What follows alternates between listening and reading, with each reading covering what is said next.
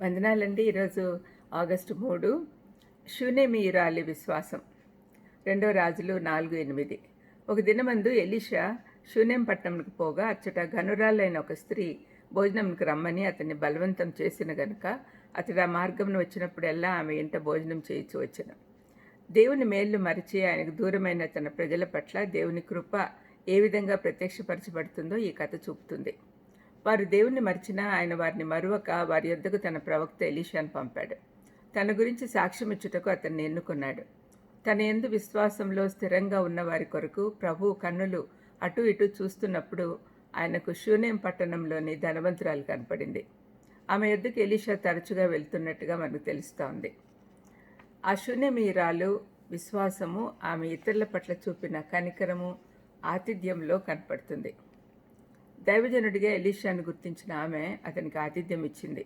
నిజదేవుని ప్రవక్తగా అతన్ని గుర్తించి తన భర్త అనుమతితో అతనికి ఒక గది కేటాయించి అతను అటువైపు వచ్చినప్పుడు విశ్రాంతి తీసుకున్నట్టుకు సదుపాయాలు కల్పించింది. ఎలాంటి స్వార్థ ప్రయోజనం కొరకు కాకుండా కేవలం దైవజనుడిగానే అతనికి ఆతిథ్యం ఇచ్చింది. కానీ ఆమె చేసిన పనికి ప్రతిఫలంగా ఊహించినంత మేలు దేవుడు చేశాడు. దేవుడు తన కనికరంతో గొడ్రాలిగా ఉన్న ఆమెకు, ఆమె వయసు మళ్ళిన భర్తకు మంచి కుమారుని అనుగ్రహించాడు. ఎలీషా ప్రార్థించిన వెంటనే దేవుడిచ్చాడు. కొద్దిగా విశ్వాసం కనపడినా దేవుడు వరాలిస్తాడు. తన సేవకునికి ఆమె చూపిన మంచితనాన్ని బట్టి తన కృపా సమృద్ధి నుండి దేవుడు ఆమెకిచ్చాడు. ఆమె అడగకుండానే ఆమెకున్న లోటు తన శిష్యుని ద్వారా తెలుసుకొని ప్రార్థించినప్పుడు దేవుడు ఆమెకు కుమారుని ఇచ్చాడు. నిజదేవుని ఆరాధికులుగా మనం దేవుని మహిమార్థం ఏ పని చేసినా ప్రతిఫలం పొందుకుంటాం. ఈ బహుమతి వల్ల షూనేమీయురాలు ఆత్మలో బలపరచబడింది.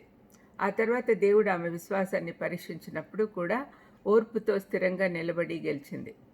ఆమె విశ్వాసం ఎంత దూరం వెళ్ళిందంటే చనిపోయిన తన కుమారుని ఎలీషా ప్రవక్త ద్వారా దేవుడు తిరిగి లేపుతాడని నమ్మింది. దేవుడు ఆమె విశ్వాసాన్ని నిరుత్సాహపరచలేదు.